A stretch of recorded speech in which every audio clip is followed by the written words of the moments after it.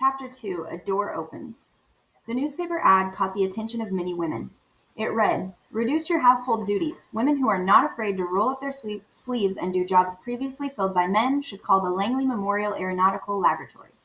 A few years earlier, an ad like this would have been unthinkable. Most employers would have never considered a woman for a job that had always been performed by a man.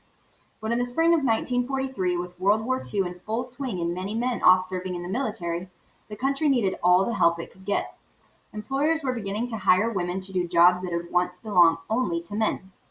This particular ad was placed by the National Advisory Committee for Aeronautics, NACA, a government agency dedicated to studying the science of flying.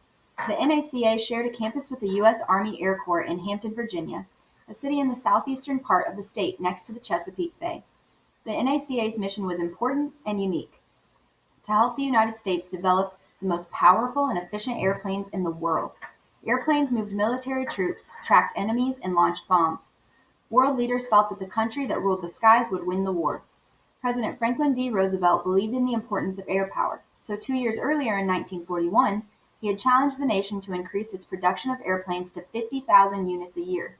At that time, the industry had manufactured only 3,000 planes a year. The NACA and private industry were up for the challenge.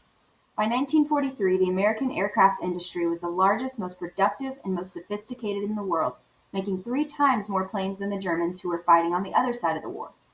Victory through air power.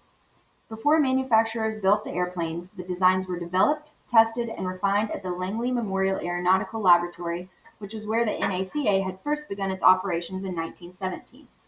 The engineers created wind tunnels to simulate or imitate different conditions a plane could encounter when flying. This helped the engineers to test airplane parts as well as whole aircraft, examining them for any problems, like air disturbance and uneven wing geometry. After that testing, pilots flew the planes, trying to assess how the machines handled in the air. Did the aircraft roll unexpectedly? Did it stall? Was it hard to guide or maneuver? Making small changes to the design added up to a difference in performance. Even tiny improvements in speed and efficiency multiplied over millions of pilots added to a difference that could tip the balance of the war. People working at Langley knew that they were doing their part to win the war. "Victory through air power," said Henry Reed, the engineer in charge of Langley Laboratory, and the workers took their mission to heart. Wanted: female mathematicians. Each of the engineers at Langley Memorial Aeronautical Laboratory required the support of a number of other workers: craftsmen to build the airplane models, mechanics to maintain the test tunnels, and number crunchers to process the data that was collected during the tests. For the engineers, a plane was basically a complex physics experiment. Physics is the science of matter, energy, and motion. Physics meant math, and math meant mathematicians. At the Langley Laboratory, mathematicians meant women. Female mathematicians had been on the job at Langley since 1935, and it didn't take long for the women to show that they were just as good or even better at computing than many of the male engineers. But few of the women that granted the title mathematician, which would have put them on equal footing with some male employees. Instead, they were classified as sub-professionals, a title that meant they could be paid less. At Langley, the female mathematicians were called computers. They did the computations to turn the results of the raw data gathered by the engineers into a more useful form. Today, we think of computers as machines, but in the 1940s, a computer was just someone whose job it was to do computations. A flesh and blood woman who was very good with numbers. In 1943, it was difficult for the Langley Laboratory to find as many qualified women as they needed.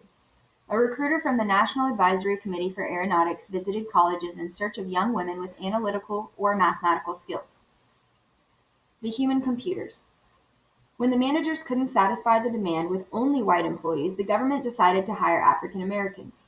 A civil rights leader named A. Philip Randolph encouraged President Roosevelt to sign an executive order, a law that ordered the desegregation of the federal government and defense industry and created the Fair Employment Practices Committee. This executive order opened up new and exciting opportunities for African Americans, allowing them to work side by side with white people during the war.